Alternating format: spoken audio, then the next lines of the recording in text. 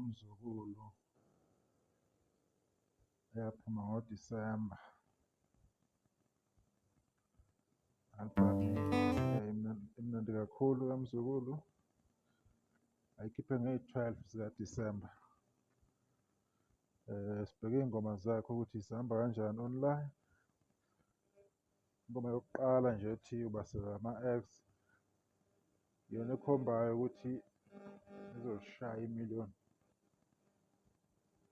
in 2 to 3 days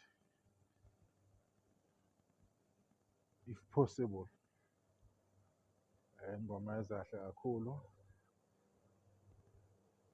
Lokhu yaphuma ngeyi-12 kwi-album kaMzukulu ipholile. Music wakhona-ke uyathandeka kakhulu. Enye yey'ngoma-ke lezi ey'hamba phambili kwi-album yakhe ethi ubasela ama-X, ebese kulandela ingoma ethi Healing. Healing ina-646,000 views. Ebese kuza ethi washonaphi, yona ina-544,000. Kulandela ethi ngewala 476K. Kulandela ethi kade kwasa ngibona featuring Mfuka Msezane, lapha shaya ezinye iy'bonga ezimnandi kakhulu ey'nenkosi phakathi. Lapha ebonga encoma intokazi uPheni Ntuli, eyipha amagama amahle othando ekhombisa ukuyijabulela. Iy'bongo ey'dlula ingoma impela qobo lwazo. Leyo ngoma leyo iyingozi kakhulu.